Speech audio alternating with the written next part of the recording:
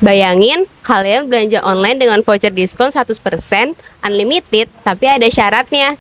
Kamu perlu kasih password ke penjualnya, wajib ikut aturannya, plus harus bayar untuk biaya admin. Apakah masih worth it? Nah, kurang lebih ini mirip sama perjanjian antara Amerika Serikat Malaysia yang ramai dibahas sejak Oktober 2025. Amerika Serikat kasih tarif 0% buat ekspor Malaysia senilai 5,2 miliar US dollar. Tapi sebagai gantinya, Malaysia harus memenuhi 49 kewajiban, sementara Amerika Serikat cuma 10. Gak seimbang kan? Yuk kita cari tahu kebijakan antara Amerika Serikat dan Malaysia yang mungkin teman-teman belum tahu.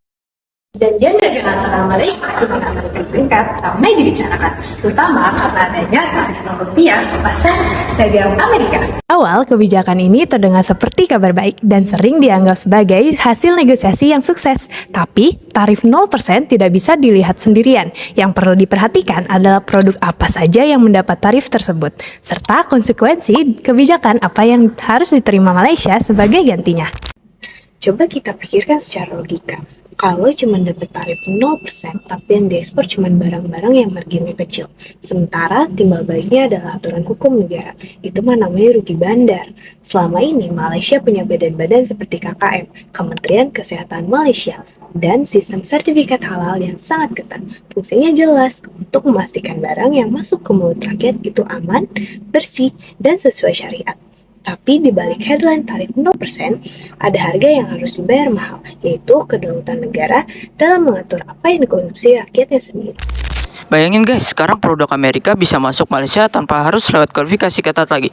Contohnya seperti sertifikat halal atau pengecekan KKM. Lebih parah lagi, Malaysia dilarang menolak produk pertanian Amerika Serikat. Meskipun penuh pestisida atau racun, intinya rakyat Malaysia dipaksa mengkonsumsi apapun demi memperkaya pengusaha Amerika.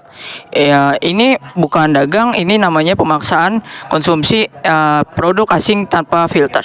Jujur, janggal. Kenapa ini gila? Karena Amerika itu raksasa agrikultur. Mereka pakai teknologi rekayasa genetik, GMO, dan pestisida yang standar keamanannya beda banget sama standar Asia atau standar halal. Dengan aturan ini, Malaysia dilarang menolak produk pertanian Amerika Serikat.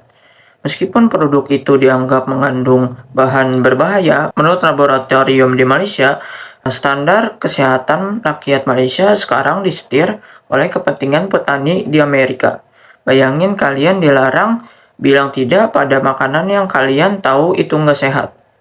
Ini bukan cuma soal ekonomi, ini soal hak dasar negara buat ngelindungi nyawa warganya yang sekarang dicabut pelan-pelan demi angka ekspor.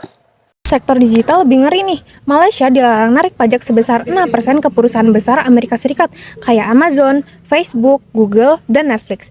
Mereka cari duit di Malaysia tapi nggak mau bayar kontribusi ke negara. Bukan cuma itu, Malaysia wajib memfasilitasi bisnis mereka dan nggak boleh narik PPN yang ngerugiin perusahaan kayak Tesla atau Intel. Malaysia posisinya bukan lagi mitra, tapi kayak pelayan korporasi Amerika Serikat. Kalian tahu kan, sekarang ekonomi itu larinya ke digital.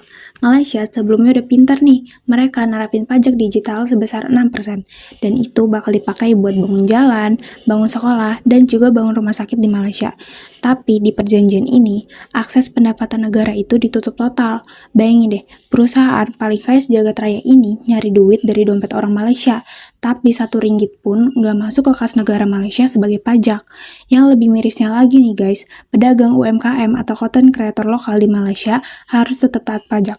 Sementara perusahaan besar Amerika Serikat kayak Tesla atau Microsoft dapat karpet merah bebas pajak.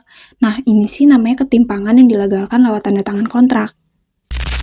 Sekarang masuk ke poin paling krusial nih, di mana pasal 5.1 dan 5.2, di mana kebijakan Malaysia ini sekarang harus mengkopi politik perdagangan Amerika Serikat. Sebagai contoh, ketika Amerika memberikan sanksi kepada Rusia, maka Malaysia juga harus memberikan sanksi kepada Rusia. Begitupun ketika Amerika bermusuhan dengan Cina, maka Malaysia harus ikut bermusuhan dengan Cina. Ini bagian yang paling bikin merinding bagi masa depan kawasan ASEAN.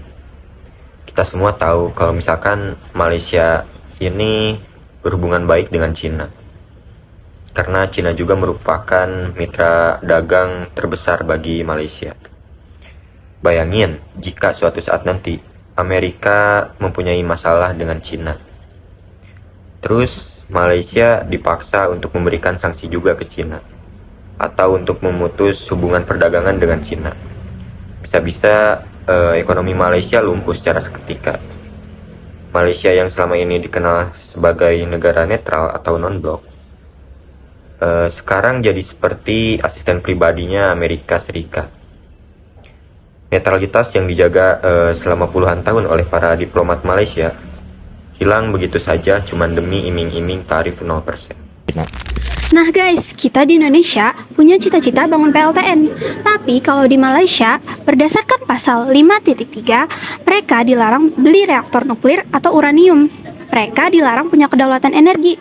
Malah, lewat pasal 6.1, Malaysia wajib terbuka soal sumber daya alamnya. Mereka harus bantu Amerika Serikat eksploitasi mineral kritis dan bahan tambang berharga di tanah mereka sendiri. Ini sih namanya murni eksploitasi yang dilegalkan lewat tanda tangan. Coba kita bedah kenapa Amerika melarang penggunaan nuklir. Kemungkinan besar agar Malaysia terus bergantung pada teknologi energi fosil yang lisensi dan teknologinya dikuasai oleh mereka. Tapi anehnya, di saat yang sama, Malaysia justru diwajibkan membuka pintu lebar-lebar bagi Amerika untuk mengambil mineral kritis atau rare earth yang ada di tanah Malaysia. Rencana Malaysia untuk membatasi ekspor mineral mentah agar bisa diolah sendiri di dalam negeri sekarang gagal total. Malaysia dipaksa menjadi penyedia bahan mentah bagi industri Amerika, sementara mereka sendiri dihambat untuk memiliki teknologi tinggi secara mandiri. Ini adalah pola lama di mana sebuah negara kaya sumber daya hanya dijadikan pemasok bahan dasar, tanpa diberi kesempatan untuk maju dan berdaulat secara teknologi. Ironi ekonomi, utang numpuk, masalah investasi keluar. Ini bagian yang paling agak nggak masuk akal secara logika ekonomi. Malaysia itu lagi defisit anggaran 118 triliun dan rasio utang ke PDB-nya hampir 70% jauh lebih tinggi dari Indonesia. Tapi di perjanjian ini Malaysia malah komitmen buat kirim 70 miliar dolar Amerika ke lapangan kerja di sana selama 10 tahun. Rakyat sendiri lagi susah nyari kerja, malah bayarin orang Amerika kerja. Coba kalian pakai logika sebentar. 70 miliar dolar itu lebih dari 1,100 triliun rupiah. Bayangin, uang sebanyak itu keluar dari negara yang utangnya lagi numpuk. Cuma buat nyiptain lapangan kerja di negara yang udah paling kaya di dunia. Rakyat Malaysia teriak soal biaya hidup, tapi duitnya malah disekolahin ke Amerika buat bikin pabrik di sana. Ini benar-benar paradoks. Ini kebijakan yang benar-benar bikin kita bertanya-tanya. Pemerintah ini sebenarnya kerja buat rakyatnya atau nyenangin investor Amerika?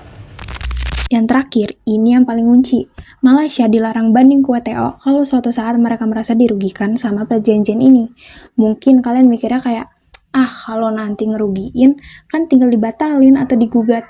Guys, masalahnya Amerika itu udah pintar. Di pasal 2.12, mereka udah ngunci Malaysia, yang dimana Malaysia itu nggak boleh ngajuin gugatan, nggak boleh kasih denda, dan nggak boleh balik narik tarif meskipun keuangan negara mereka hancur gara-gara ini.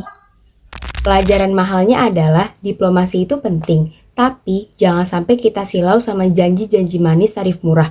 Padahal di baliknya kita lagi ngejual kebebasan kita sebagai bangsa yang merdeka. Kedaulatan itu mahal harganya. Jangan pernah ditukar sama tarif 0% yang sebenarnya cuma sampah. Nih ya, kalau kita lihat dari jumlah kewajibannya, Malaysia punya 49 kewajiban yang harus dijalankan, sementara Amerika cuma punya 10. Nah, ini sih bukan kesepakatan dua negara yang sejajar ya, ini lebih mirip kontrak kerja antara bos dan karyawan. Buat kalian yang mau baca atau lihat langsung rincian pasal-pasalnya, kalian bisa mengunjungi website resmi White House.